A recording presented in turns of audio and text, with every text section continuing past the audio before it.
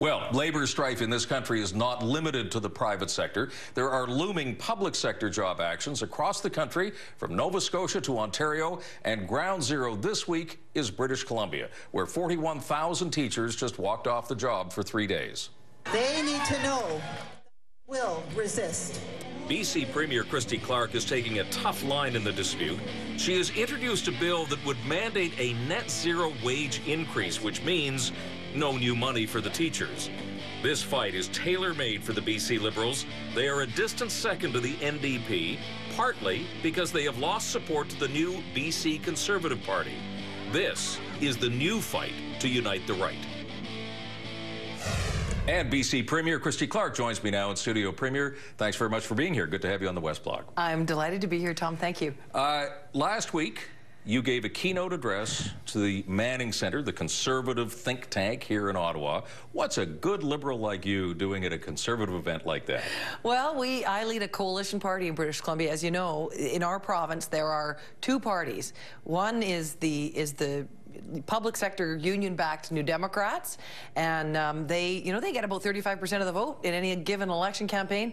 And then there's the rest of us who believe in free enterprise, a thriving private sector economy. So that's what I was talking to them about, including our budget, which has been called the most conservative budget in the country, and for good reason, because we're holding the line on government spending.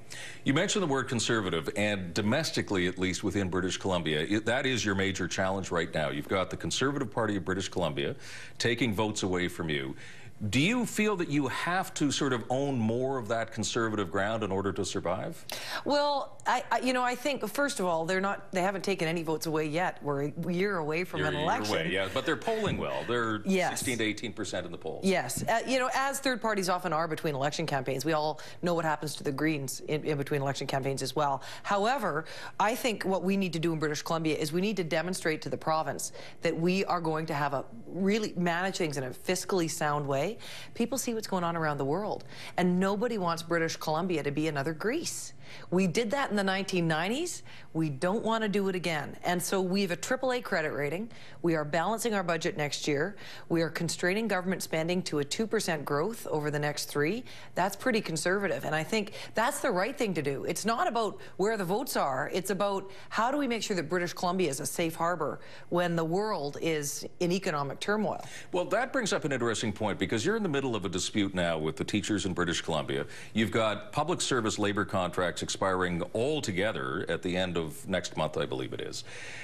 Are we at that stage where governments have to take on the public service to rein all this in? Or is this unique to British Columbia? I think it's a national and an international issue for us. And the problem has been, I think, that public sector wages are now so far outstripping, in some cases, private sector wages and, total remuneration packages. When you look at pensions and all of the other benefits that are in there, that we have to find a way to start constraining it. Because if we don't, you have a public sector that's growing faster than the private sector. That is exactly how Greece got to the state that they're in. And so I think, rather than trying to learn all these lessons again, we should look across the ocean at Europe and say, guess what? We're not doing that. And so in British Columbia, we are negotiating 0-0 with teachers. We are negotiating 0-0 with the rest of the public sector unions as well. I am not going to go back to British Columbians to raise taxes in order to give government workers a raise. I just don't know how we can justify that in tough economic times. I want to bring up one last thing with you, and that's the Northern Gateway Pipeline. When I spoke to Alison Redford, the Premier of Alberta, she expressed some disappointment and frustration with you, because she said, where is Christy Clark in supporting the Northern Gateway Pipeline? You have held back on that. It's probably the one part of the conservative, small c conservative agenda that you haven't met yet, and that is to get behind the pipeline. Why not? Because I don't want to prejudge the process. There's an environmental process underway, and my opponents in British Columbia would say, well, this can't go ahead. It's terrible for the environment. Well, how do they know that? And equally, how do I know that what the risks are on the other side of it?